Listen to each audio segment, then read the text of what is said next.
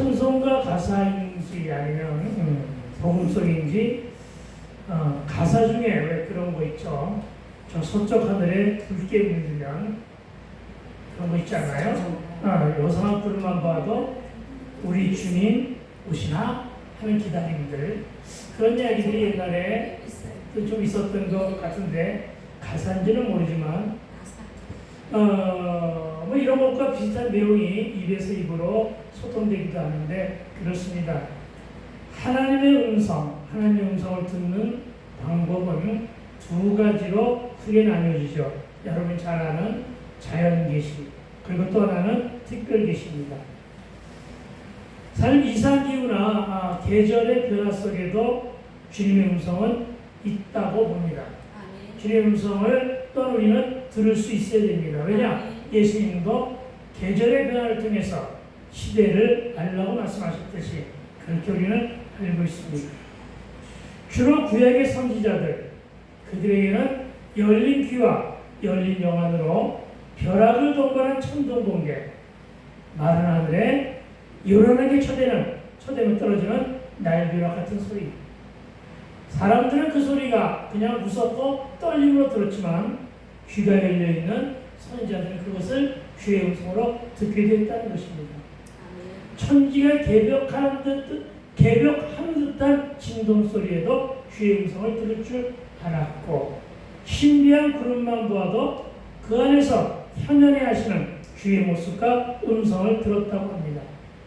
내가 꾸며낸 얘기가 아니라 동화나 전설 속에 있었던 이야기가 아니라 모세가 시내산에서 십계명을 받을 때도 그랬고, 아모스는 들녘에서 농사를 짓다가 이런 자연현상 때문에 주의 음성을 들었고, 이사야는 성전에서 기도하다가 신비한 기름부음 속에 현현에 계시는 하나님의 음성을 들었습니다. 신약의 시대에도 마찬가지입니다.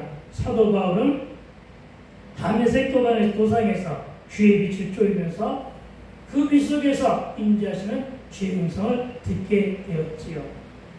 그렇습니다, 여러분. 주님은 늘 이렇게 특별 계신 말씀만으로 주시는 것이 아니라 자연의 계시로도 우리와 소통하기를 원하시는 사실을 믿으시기 바랍니다. 구약의 백성들은 이 소리를 듣고 심히 무서워하며 두려워했다고 합니다. 저도 자연현상을 들을 때 무섭고 떨릴 때가 가끔은 있습니다. 그렇죠? 바깥에 천둥번개 치면 나처럼 죄가 많은 사람은 밖에 나가기가 힘들겠다는 말을 농담과 진담할 때도 있다는 것은 바로 저 자연의 계시록에 담겨진 주의 음성이 분명 있다는 것을 믿고 있기 때문입니다. 물론 지금 많이 둔해졌습니다. 우리 영혼이 닫힌 때에도 있지만은 우리의 전이 성령의 전이 되었기에 성령의 시대에는 주의 음성이 우리에게 직접 말씀하실 때가 더 많아졌기 때문임을 믿으시기 바랍니다. 오늘 아침만 해도 그랬어요. 막 옷을 다 차려입고 이제 교회를 향해 출발하려고 하는데 하나님은 말씀을 주십니다. 말씀을 주시면서 오늘 본문 말씀을 바꾸기를 원하셨습니다. 그래서 바꿔가지고 오늘 아침에 제가 지금까지 드려진 말씀, 그 말씀은 바로 오늘 아침에 간단하게 주신 말씀을 내가 폰에 그 문자신 데다가 급하게 기록해가지고 나와가지고 오늘 본 말씀을 바꾸느라고 내가 오늘 시간이 좀 걸렸습니다. 이렇게 음성으로 주십니다. 이렇게 생각으로 주시고 말씀으로 줄 때가 있다는 것입니다. 꿈의 계시로도 주시는 것은 여러분이 분명히 알고 있죠. 그렇죠? 솔로몬 시대에 솔로몬에게 2번씩 나타난 그 꿈. 그렇죠? 다니엘도 꿈의 계시를 받죠. 누구도? 요셉도. 그렇게 꿈의 계시가 있을 수가 있습니다. 그런데 오늘날에는 많은 사람들이 많은 부분이 닫혀있기 때문에 귀가 닫혀있고 눈도 닫혀있고 안면도 닫혀있기 때문에 예전이나 지금이나 똑같이 말씀하시는 주의 음성을 많이 듣지는 못하고 있습니다. 그러나 그 중에 가장 큰 것은 말씀의 계시를 통해서 우리에게 항상 말씀하심을 믿으시기 바랍니다. 여러분, 주의 음성은 계시를 통해서 전해진다는 사실을 믿으시기 바랍니다. 그런데 여러분, 특별히 우리가 주의해서 들어야 될 것은 분명한 것은 소돔과 고모라에도 주님의 계시는 있었습니다. 누구에게? 아브라함에게. 하나님의 사자를 보내서 친히 신전하게 소돔과 고모라를 갖다가 멸망시킬 것이라고 주님이 직접 말씀하셨습니다. 왜요? 중보하게 하기 위해서. 소돔과 고모라를 멸망시키기 위해서. 그러면서 주님이 그렇게 말씀하신 데에는 소돔과 고모라를 멸망시키기 직전에 아브라함에게 이 말씀을, 이 계시를 주신 이유는 어디에 있습니까? 기도하라고. 내가 지금 저것을 멸망시키러 가는데 너희의 중보가 통할 수도 있으니까 기도하라고 주신 것입니다. 아브라함이 뭐라고 했습니까? 주여, 삼가 조심하며 하나님께 말씀을 드리는데 주여, 저 소돔과 고모라 성에 5인 50명만 있다면 하고 하나님께 청을 드립니다. 그래, 좋다. 50명만 있다면 내가 소돔과 고모라를 멸망시키지 않으마. 그랬을 때 자신이 없어진 아브라함은 그 숫자를 45명으로 줄입니다. 40명으로 줄입니다. 30명으로 줄입니다. 35명으로 줄입니다. 끝내는 몇 명까지 줄여요? 10명까지 줄이게 됩니다. 왜 그랬을까요? 왜 하나님은 그렇게 기도하는 자, 의인 10명만 있기를 원하셨을까요?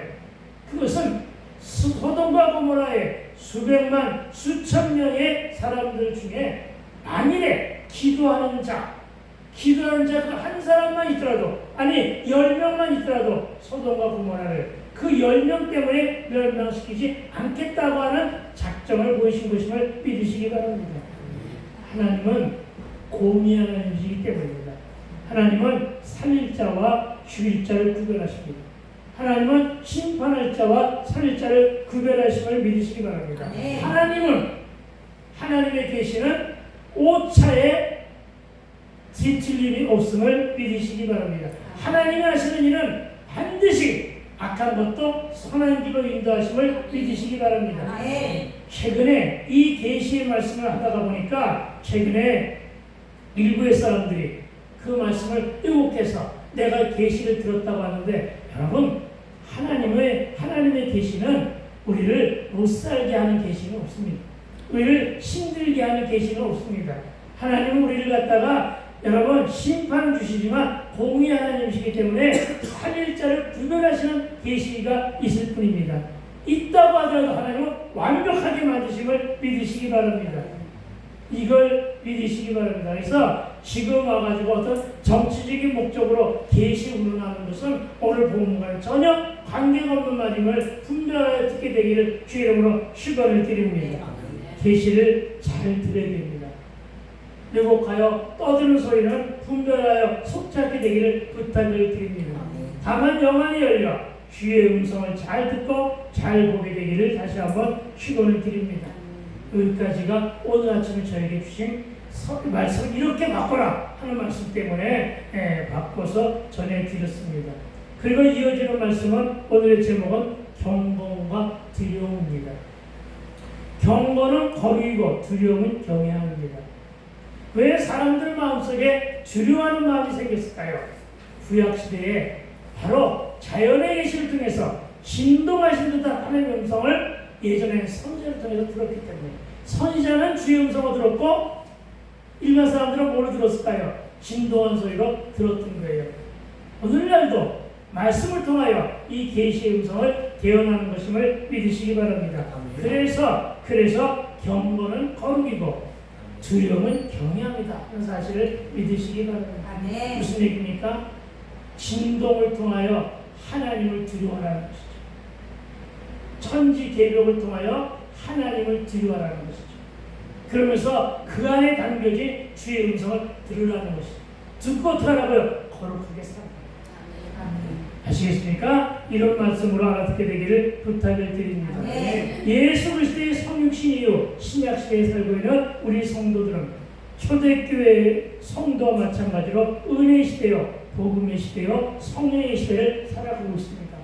그러기에 우리 성도들은 누구나 다 하나같이 하나님의 도성인 하늘 예루살렘 백성이며 천국의 시민권자들입니다. 아멘. 그렇다면 저와 여러분이 하나님의 도성 음성인 하늘 예루살렘 백성이며 천국의 시민권자들이라면 저와 여러분이 귀머거리가 되어서는 하나님의 음성을 들을 수가 없잖아요. 그렇죠? 그래서 우리는 귀가 열려야 되는 것을 믿으시기 바랍니다. 예전에는 자연의 계시를 통하여 우리 귀를 열려고 애를 쓰셨던 그 하나님이 오늘은 우리에게 말씀을 주셨습니다. 말씀의 계시를 주셨습니다. 왜? 눈부터 열려라. 눈으로 보고 눈으로 봐야 들을 때 이해가 되니까 깨달을 수가 있으니까 주신 것임을 믿으시기 바랍니다. 신적과 여러분이 하늘 예루살렘 백성이며 천국의 시민권자가 되라고 한다면 주의 음성을 듣기 위하여 주여 내 영안을 열어주소서. 주여 내 영안을 열어주소서. 아멘. 한 사람만 주여 내 영안을 열어주소서. 아멘으로 화답한 자들은 열리게 될 줄로 믿습니다. 그렇다면 구약의 이스라엘 백성들보다 더 좋은 조건과 더욱더 큰 특권을 소유한 신약의 영적 이스라엘 백성들이 저와 여러분 이 땅의 광야교회와 그에 따른 성도들의 삶과 그 행실은 어떠해야 하는가? 오늘 본문은 그것을 말씀하고 있고 이것이 오늘 우리에게 던져지는 크나큰 문제의식임을 믿으시기 바랍니다. 이 시대의 언약 백성들은 하나님의 말씀을 거역하지 말라는 것이 25절의 말씀입니다. 이렇게 말합니다. 제가 읽어드릴게요. 너희는 삼가 말씀하신 일을 거역하지 말라. 삼가 말씀하신 일을 거역하지 말라. 땅에서 경고하신 일을 거역한 그들이 피하지 못하였거든. 이 말은 뭐예요? 땅에서 경고하신 일을 거역한 그들은 누구예요? 구약의 백성들이에요. 아시겠습니까? 그 중에서 불신 영혼들이에요. 그 중에서 우상을 숭배했던 자들이에요. 그 중에서 불신 가운데 살아갔던 자들을 피하지 못하였거든. 뭘 피하지 못해? 심판을. 하물며 하늘로부터 경고하신 일을 땅의 진동을 통해서 계시한 음성을 듣고도 피하지 못한 그들이 오늘은 하늘로부터 경고하신 일을 배반하는 우리일까 뭐냐. 여러분, 그러니까 우리에게도 말씀을 듣지 못하면, 우리에게도 말씀대로 살지 못하면 뭐가 있다고? 징계가 있다는 것이죠. 심판이 있다는 사실을 오늘 말씀을 통해서 하고 계심을 믿으시기 바랍니다. 삼가 말씀하시니 그가 누구냐? 그가 누구냐? 이렇게 세 가지로 요약이 됩니다. 삼가 말씀하시니 그는 구약시대 선지자를 통해 말씀하신 하나님, 또 신약시대 몸소 오셔서 공생의 기간 동안 직접 가르치고 교훈하신 예수님, 그리고 부활 승천 이후에 우리에게 보내심으로 이제는 우리의 마음속으로 보내신 거예요. 믿는 이들의 마음속으로 보내신 누구요? 보혜사 성령님. 다시 말하여 이 하나님을 우리는 지금은 신학적 인용으로 무슨 하나님? 삼위 하나님.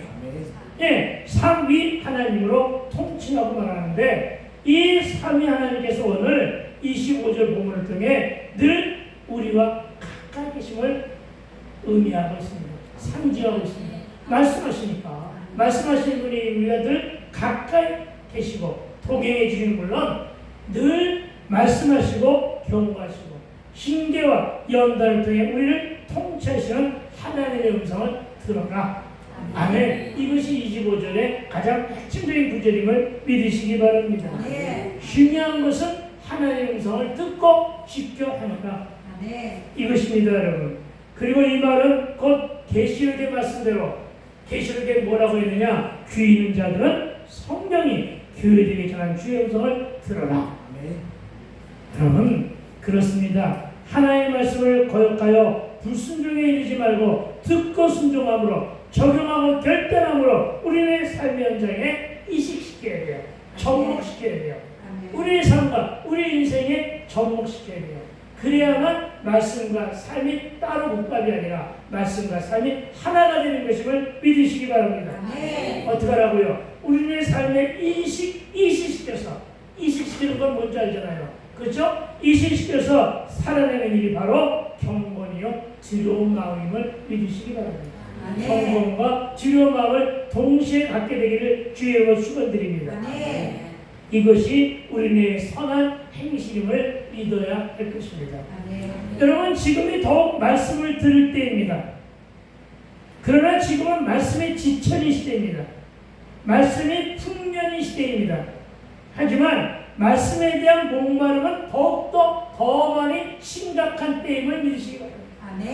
말씀은 풍년인데 듣지를 않습니다.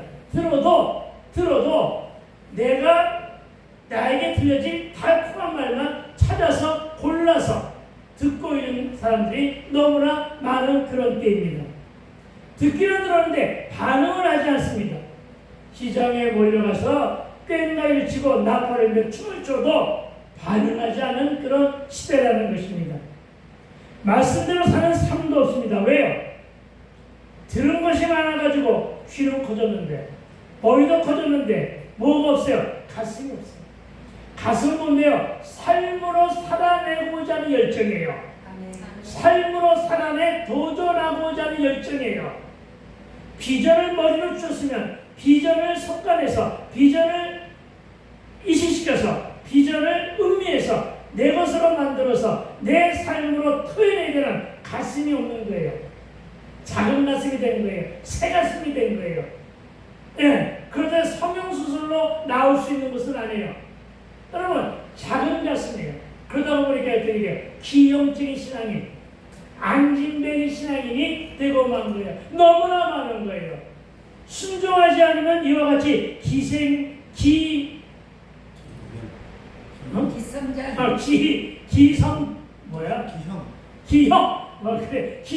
신앙이 되고 마는 것임을 믿으시기 바랍니다.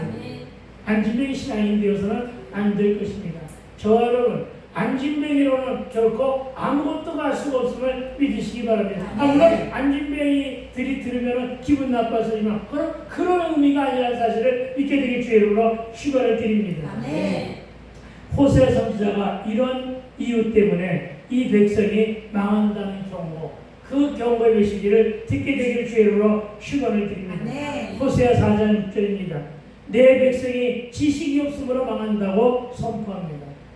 그런데 내 백성이 지식이 없음으로 망한도다, 이 말씀 뒤에 더 우리가 심각한 주의 음성을 들어야 됩니다. 네가 지식을 버렸으니, 다시 얘기하면 하나님을 알아가는 지식을 버렸다는 얘기입니다.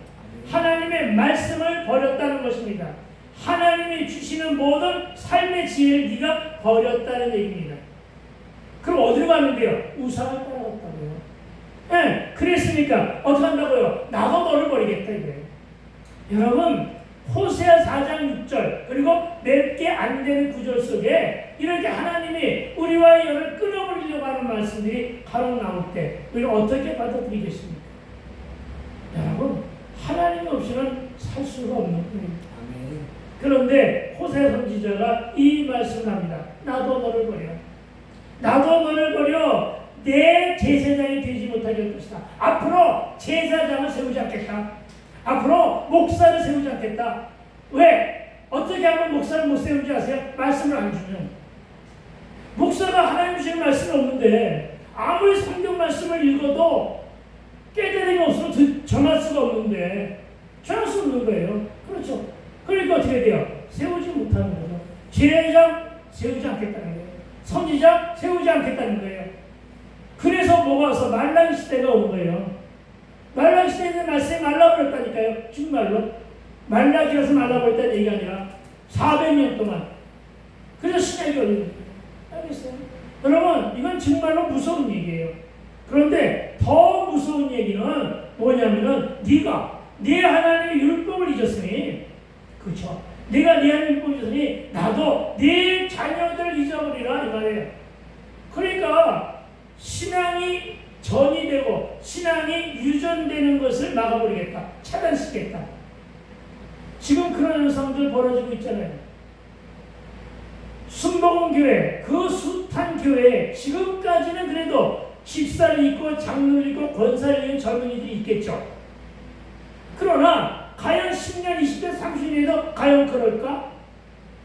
오늘날 작은 교회들, 상당히 많은 교회들이 그 대를 이을 젊은이들이 없잖아요.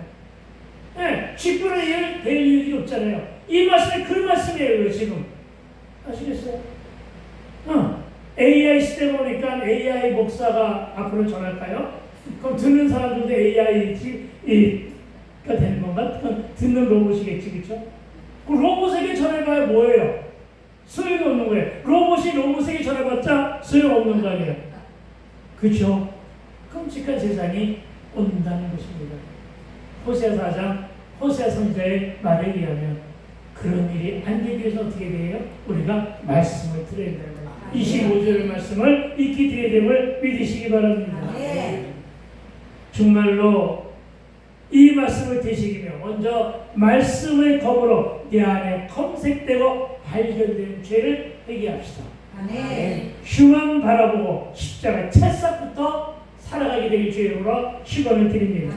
아모스 8장 11절도 그렇게 얘기합니다. 주 여호와의 말씀이니라. 보라 날이 이르지라. 어떤 날? 심판의 날. 보라 날이 이르지라. 내가 기근을 땅에 보내리니 양식이 없어 주림이 아니며 물이 없어 가람이 아니요 오로지 여호와의 말씀을 듣지 못한 기간이라. 여러분 말씀이 왜 없는 거야? 듣지 못하니까. 왜? 쥐가 다쳤으니까. 알겠어요? 쥐가 다쳤으니까. 그러니까 분명히 천둥 번개 치고 비구름이 검은 구름이 새까맣게 몰려면 최소한 우리는 비가 올 것을 예감하잖아요. 그렇죠? 그렇죠? 갑자기 맑은 날에 새까만 구름이 오려고 날이 흐려지고 우리는 잠도 때부터 닫잖아요. 다소 아직은 영안이야 열려있는 거야. 그렇죠? 널려있는 빨래부터 걷잖아요. 아직은 괜찮은 거예요. 근데 앞으로는 어떻게 돼요? 이제 완전히 문명이 되는 거예요. 문명. 알겠어요? 문명이 되는 거예요. 그러니까 남놓고 기억자를 모르게 되는 거예요. 옛날에 철종대왕이 옛날에 강화도 도령이라고 했어요. 왕이 대를 이을 왕자가 없으니까 자꾸 찾아가지고 하나의 왕자 세종대왕의 먼 그냥 자녀들 중에 하나의 후손이 하나가 어떻게 왕자의 난 속에 그 궁중에서 큰 싸움이 벌어졌을 때 북녀에게 피신을 시킨 그런 그 왕자가 있었어요. 강화도에 살아가지고 강화도령이라는 이름을 지금 먼저 찾아가지고 데리고 온 거죠.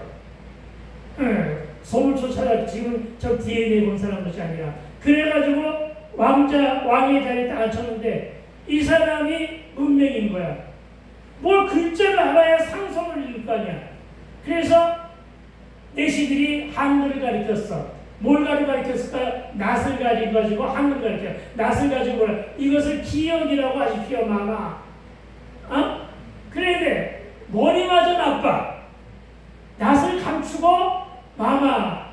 낫을 감추고 기억자라고 읽어보세요. 이거 몰라. 그래서 낫을 다시 보여줘. 마마 이것이 무슨 글자죠? 몰라. 말할 생긴 말이 낫 넣고 기억자도 모른다는 거예요. 이게 문명이에요. 알겠어요? 이게 문명이에요. 여러분 말씀이 있으면 뭐예요? 말씀을 아무리 많이 전하면 뭐예요? 쥐가 닫혔는데 듣지 못하는 거예요. 그래서 기다리라고요. 아모스 선지자는 한 말입니다. 무슨 말입니까? 세상이 약해져가지고 권력자가 휘두르는 칼이나 전쟁 혹은 부도가 나서 망하는 것이 아니라 말씀을 모르고 하나님을 모르니 망한다는 것이고 이건 호세아가 하는 얘기고 지금 이 시대에 아모스는 너희가 빵이 없고 물이 없어서 목마른 게 아니고 지금은 빵도 많고 음료수가 지천인데 왜 계속해서 목이 마르냐? 다른 이유가 없다. 무슨 이유라고? 말씀을 듣지 못한 기간이라고. 새겨드려야 된단 말이에요. 이 말씀을. 그렇습니다. 말씀을 듣지 못하여 오늘날 신앙이 다 식어버렸습니다. 네? 이게 안타까운 거예요. 신앙의 열정이 식었습니다. 영성은 고갈되고 영적인 지상들은 바닥을 치고 있는 그런 시대를 맞았습니다. 들은 말씀에 대한 반응도 없습니다. 왜? 들은 말씀이 없거든. 분명히 들었어. 보통 40분, 45분 하는 설교를 분명히 들었어. 그렇죠? 근데 나도 모르게 한쪽 귀 듣고 한쪽 귀로 씻어버리는 습관이 들었어. 가슴에 담지를 못해. 그러니까 예배 끝나자마자 제목조차 잊어버려. 그렇죠? 다른 사람 얘기하냐 우리도 그럴 수 있다는 얘기예요. 그렇게 됨으로 말미암아 어떻게 돼요?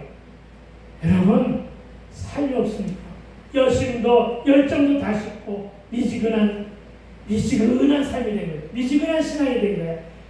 환경은 살만한데 환경은 살만하잖아요. 그런데 모두가 다 멸망의 길 앞에 서 있다는 것이 바로 오늘 호세아 그리고 아모스 그리고 오늘 본문 25절이 하는 얘기임을 믿으시기 바랍니다.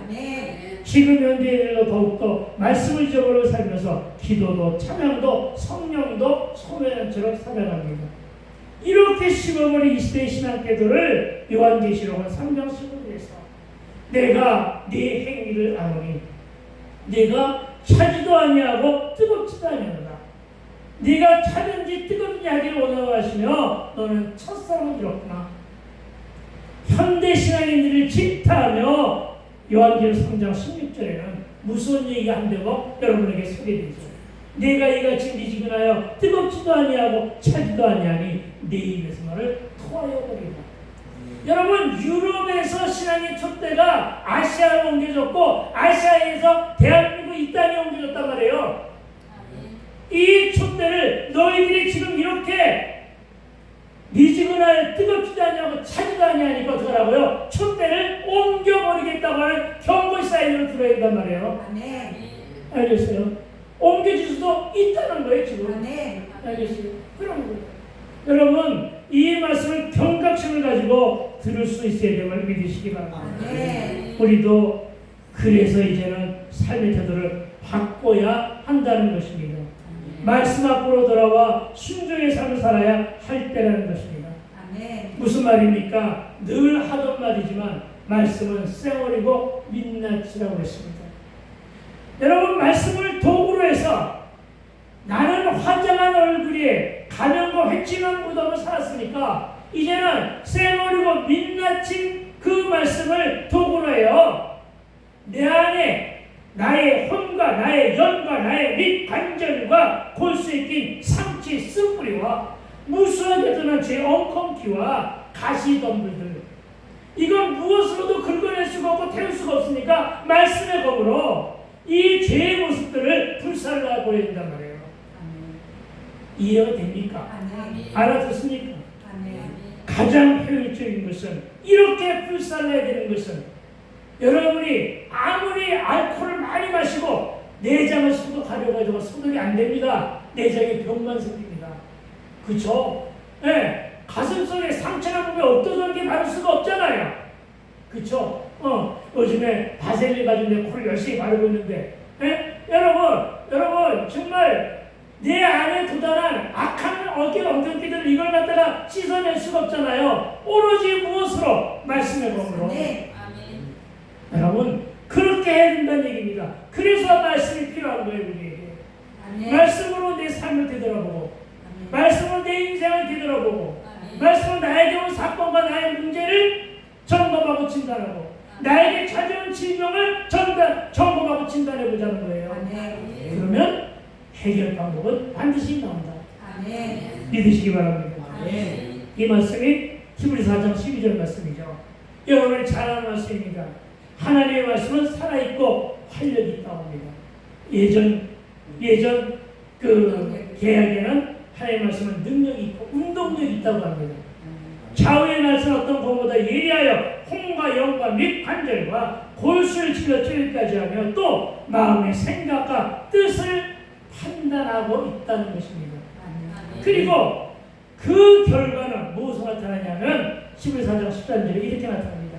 지으신 것이 하나도 그 앞에 나타나지 않음이 없다 이렇게 얘기합니다.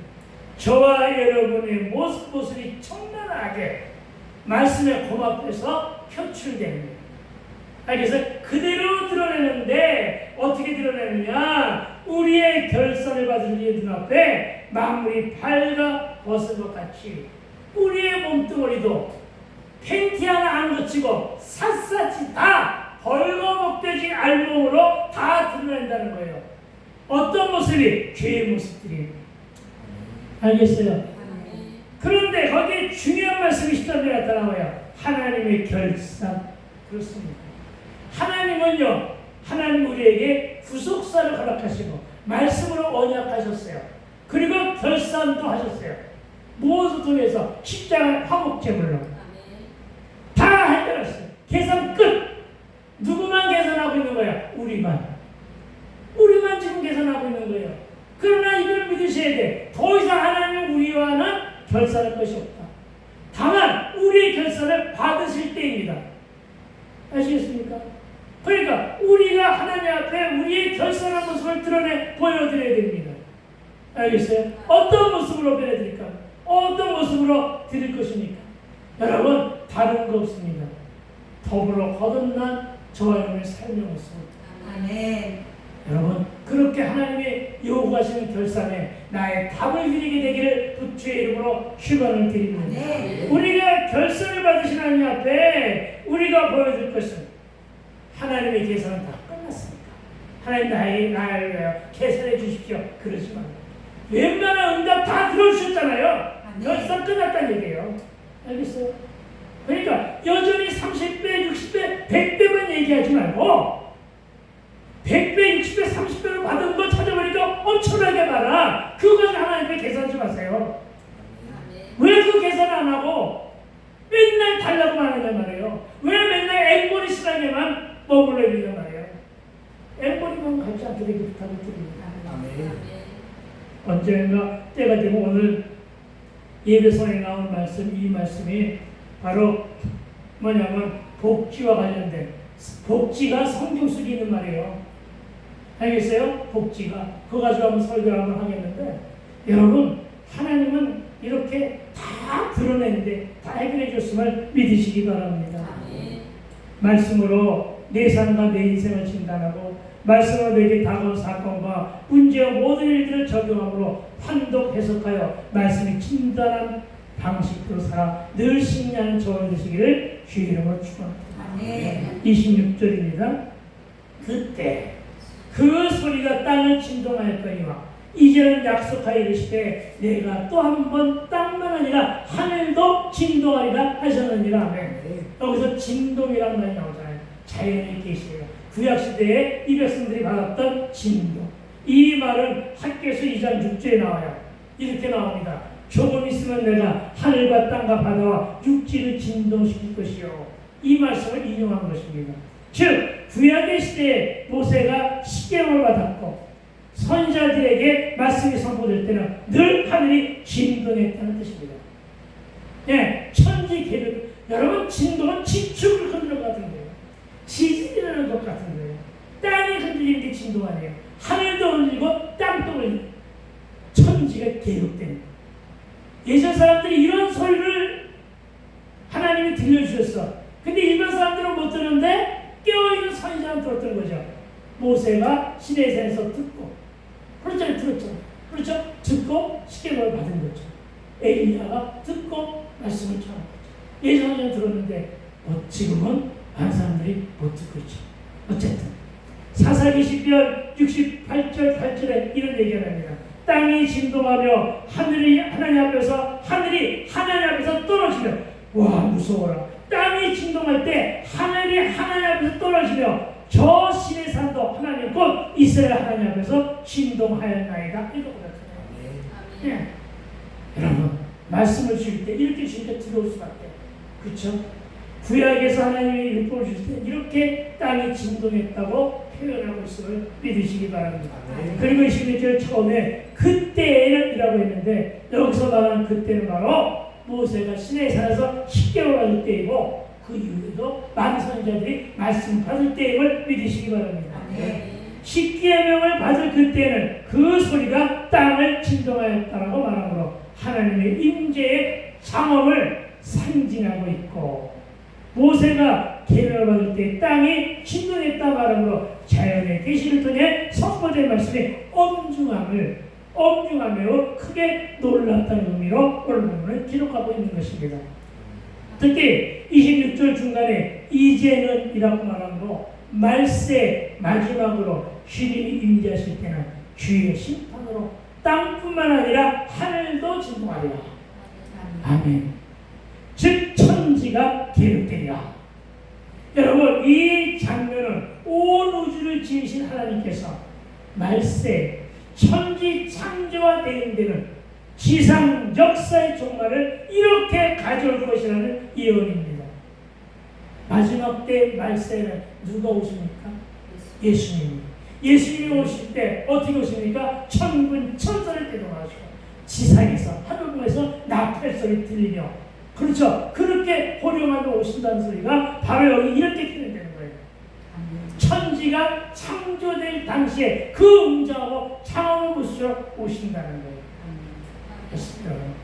멋지다고 말할 수 있죠. 우리는 겪어보지 않았지만, 그러나 구약의 시대에는 이런 얘기를 들을 때마다 두렵고 떨리는 거예요. 네. 그래서 이사야서 선지자에서 계속해서 두려워하지 말라, 두려워하지 말라. 왜? 말씀이 선포될 때마다 두려울 수밖에 없는 자연 환경이 열어졌었거든.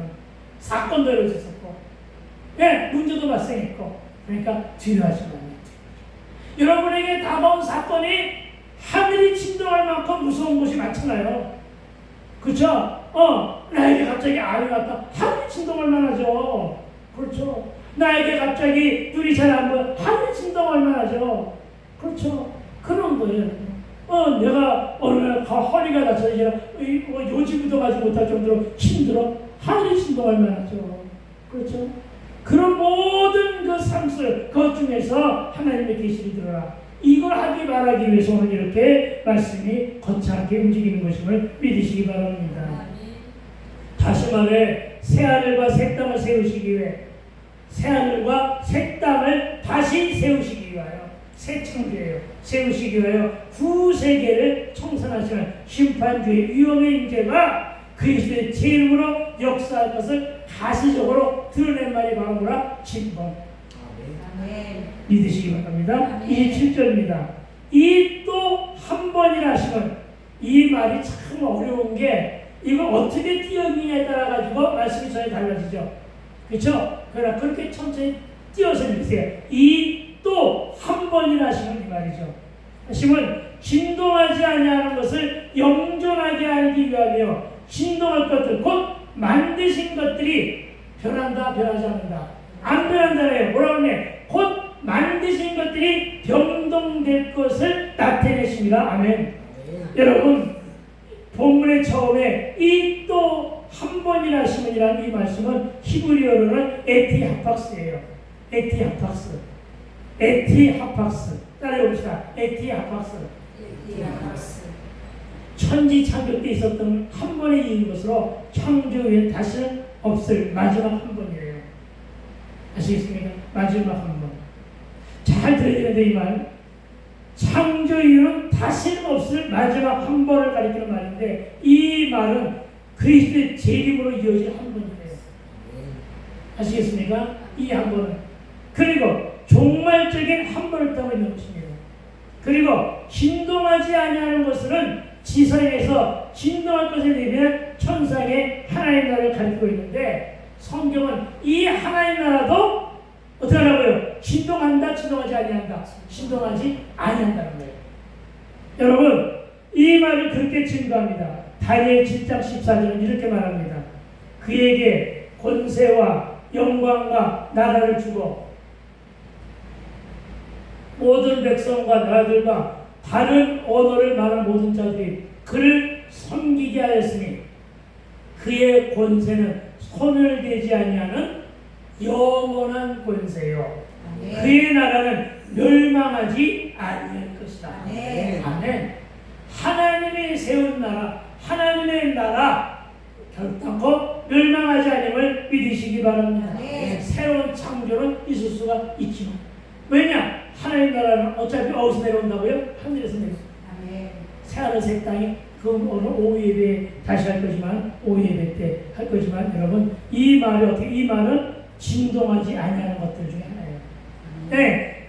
다시 말해, 진동하지 아니하는 것은, 그런데 여러분, 진동하지 아니하는 것은 이것뿐이냐? 아니라는 거예요. 뭐가 진동하지 아니하느냐? 마태복음 24장 35절에 하나님의 말씀이 진동하지 아니할 거예요. 변하지 아니할 것이에요. 디모데후서 2장 12절은 그리스도의 소망 역시 그리스도인의 소망. 여러분은 무슨 소망 가지고 있어요? 구원과 천국에 대한 소망 가지고 있잖아요. 그것은 변하지 않는데요. 디모데후서 2장 19절에 하나님의 터 변하지 않는데요. 진동하지 않는데요. 히브리서 12장 28절 하나님 나라. 하나님 나라는 진동하지 아니하고 흔들림이 없이 견고하게 서 있을 것이라고 말씀합니다. 어떻게요? 28절입니다. 함께 읽어봅시다. 시작. 그러므로 우리가 흔들리지 않는 나라를 받았으니 아멘. 여러분, 우리는 어떤 나라를 받았다고요? 흔들리지 않는 나라를 받았대요. 천국이 흔들린다고 생각해 보세요. 하나님 나라가 흔들린다고 생각해 보세요. 여러분, 이상하잖아요, 그렇죠? 근데 여기서 뭐라고 그래요? 우리가 흔들리지 않는 나라를 받았으니 은혜를 받자. 이로 말미암아 경건함과 두려움으로 하나님을 기쁘시게 섬길지니 아멘. 히브리서 기전의 28절에서 우리가 흔들리지 않는 나라를 받았음즉 아멘. 여러분, 우리는 흔들리지 않는 나라를 받은 성도들입니다. 아멘. 우리의 소망은 흔들리지 않는다는 것입니다. 여러분, 우리는 흔들리지 않는 영원히 지속된 나라를 언약으로 받았으니 이제 더 이상 흔들리지 마시기 바랍니다. 이제 더 이상 힘들다고 징징대지도 맙시다. 더 이상 불평불만도 하지 맙시다. 고난 앞에서 지치거나 쓰러지지 말고 잘 버팁시다. 잘 견딥시다.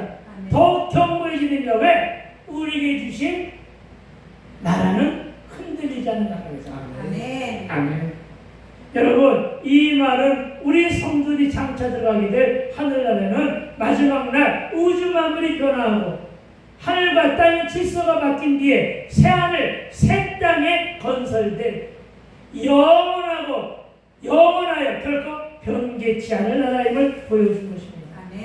이 땅의 사람들이 세울 권력, 이 땅에 세울 사람들이 행하는 모든 나라는 흔들려요.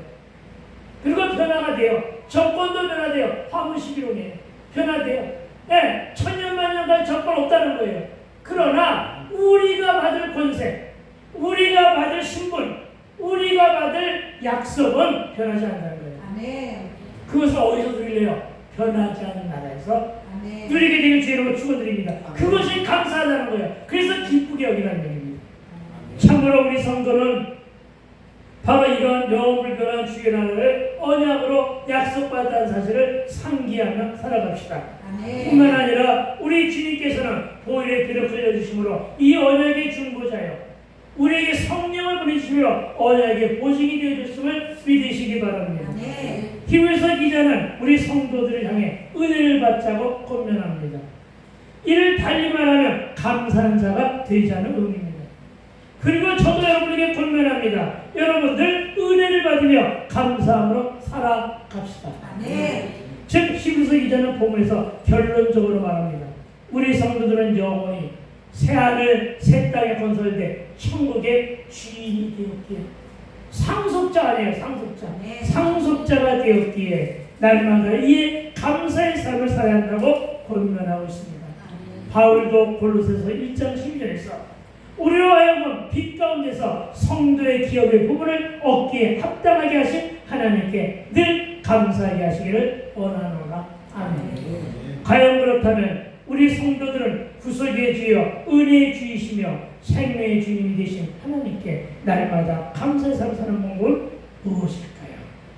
그것이 바로 28절의 말씀대로 경건함과 두려움으로 하나님을 기쁘시게 섬기는 일임을 믿으시기 바랍니다. 그런데 여기서 기쁘시게 섬기다의 문자적 의미는 뭐냐?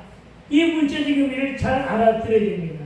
이 문자적 기쁘시게 섬기는 말의 문자적 의미는 하나님이 받으실 만한 합당한 예배를 드리다 뜻입니다.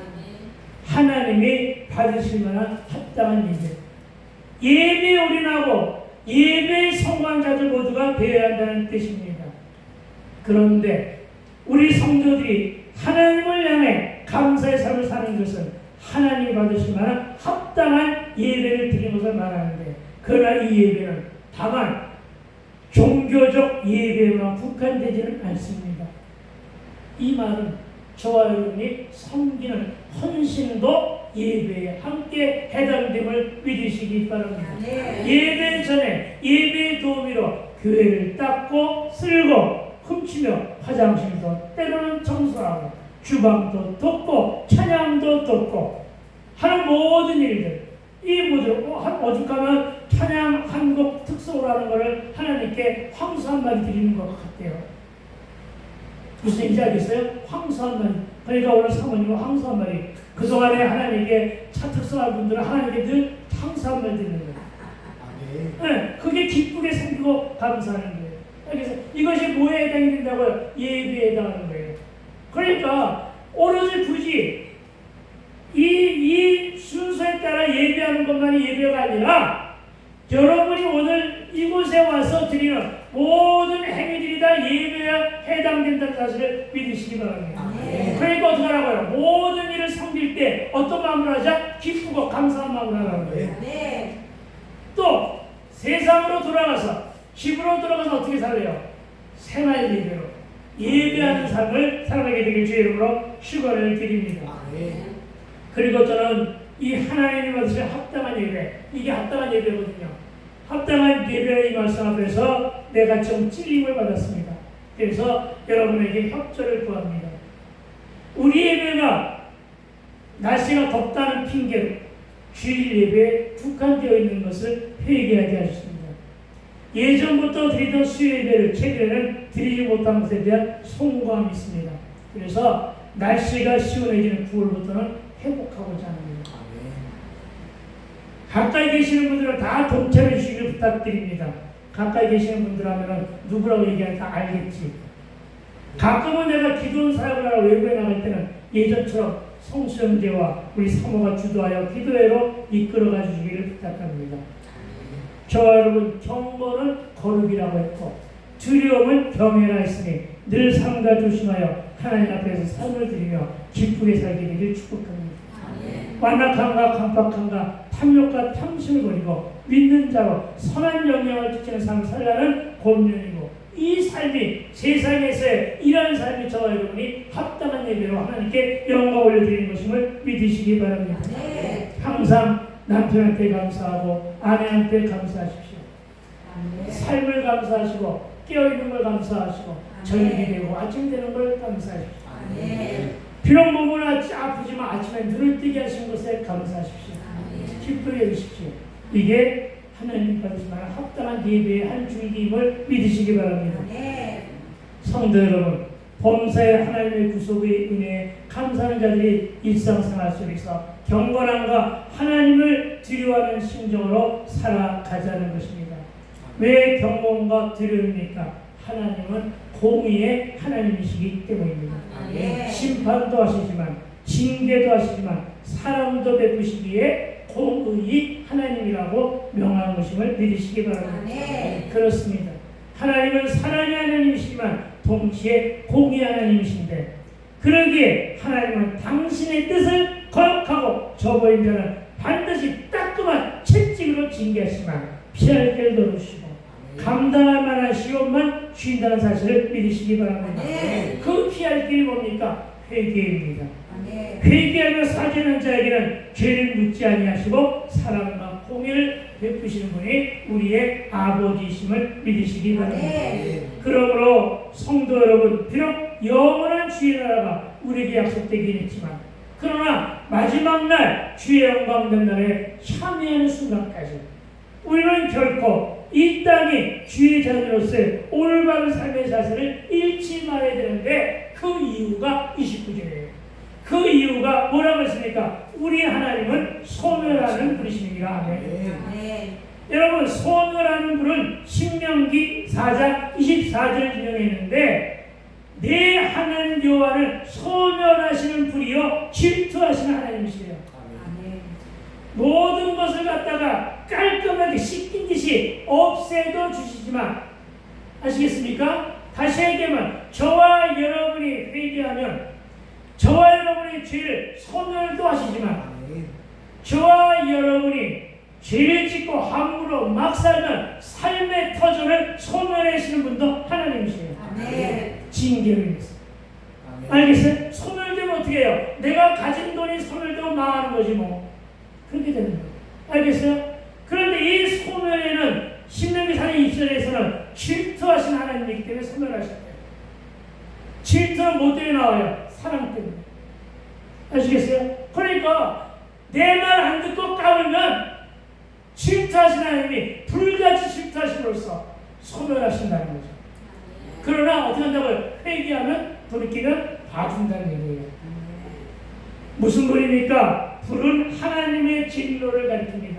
즉 심판자이신 하나님께서 죄범한 자나 끝까지 회개하지 않은 자를 소멸하시는 진노 하나님의 사실을 믿으시기 바랍니다.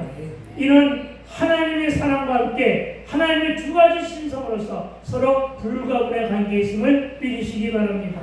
다시 말해 소멸하는 불은 각자의 선악에 따라 엄정히 다스린다는 말씀으로 심히 공의로운 심판주 하나님을 심을 믿으시기 바랍니다.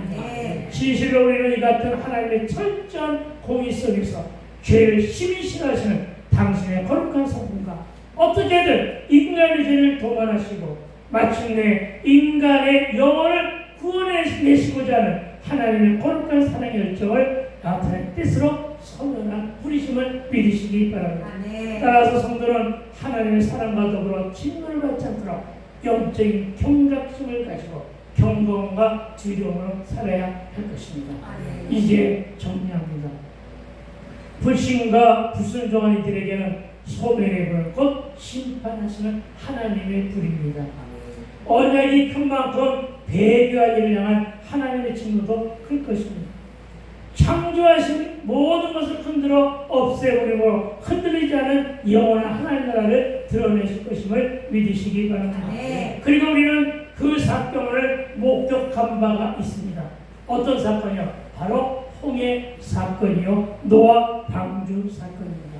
특히 하나님을 거역한 죄인들은 한 사람도 하나님의 심판을 피하지 못하고 진노의 불에 소멸될 것임을 믿으시기 바랍니다.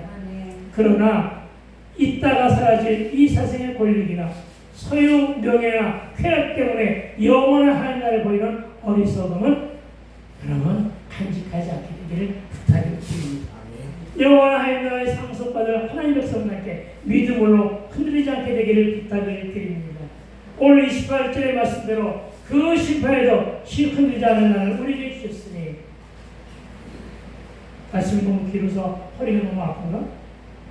그 날에 떨어지지 않도록 조심하며 합당한 예배와 하나님께 섬기는 저와 여러분 되시길 주의 이름으로 축복합니다. 아멘. 이제 우리가 기도하기를 소망하는데 이 시간에 특히나